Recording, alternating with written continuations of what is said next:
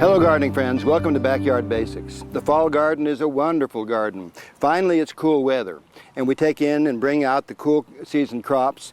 The first thing I like to do as the soil begins to chill down for seed germination, so it's much better, is put transplants in. I want to stay on the schedule anyway, but transplants allow us to do that.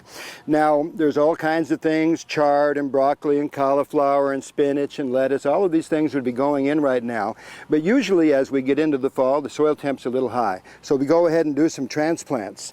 Now one of the things that is real important with the transplant is to get them going with a little bit of fertilizer. So what I do is put a good organic fertilizer like this 464 right here. The higher number right there is the one that's going to stimulate roots. So I'll just put a little shaking of that in there and then I'll homogenize it into the hole so it's not directly on the root system right away.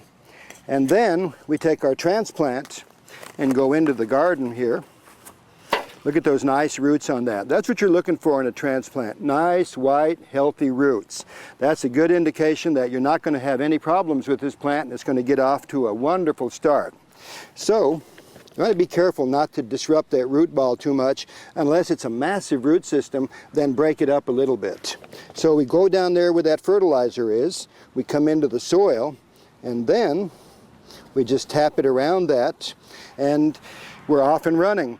Organic fertilizers, though, take a little bit of time to really make themselves available. So one of the things that I like to do when I put something like that in the ground is either to come in there with a fish emulsion type product, give it a little bit of feeding.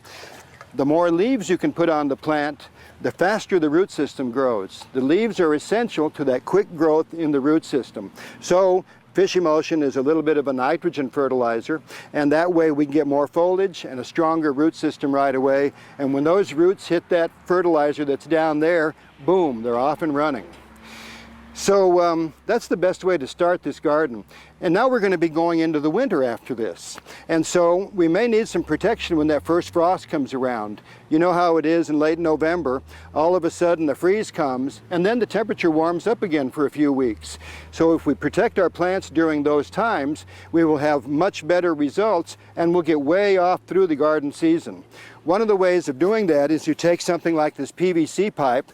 This one is a little bit over 6 foot long, and I drive a piece of rebar into the ground on each side. Then we slip the pipe over it, do it on both sides. We have a nice hoop.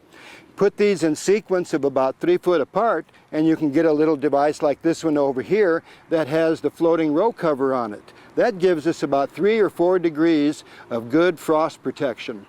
That's really critical because we can garden through much of the winter this way all around central Texas. Now on the night of a real hard freeze, we might put a piece of plastic over that too, just to really insulate it. But when we do that, we're off and running.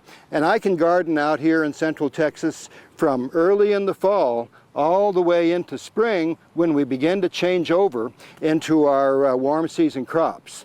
And that device is also useful with the warm season crops because in Texas we want to get in as early as possible, and sometimes a late frost comes along. So this device is useful going through the winter and then starting out in the springtime. Now if you don't have space at home, like maybe you have an apartment or a garden that is supported by something else, like the front yard or the cement sidewalk, you can put one of these earth boxes out there and have a nice vegetable garden in your yard too, even though you don't have space. Or sometimes we have limited sunshine, so we take something like this out into that area and we're on our way, even if we don't have space to do some gardening. So either way, you can garden, whether it's in a pot, an earth box, or directly into the ground. You'll be highly successful when you follow these techniques all through the winter. For Backyard Basics, I'm John Dromgoole. I'll see you next week.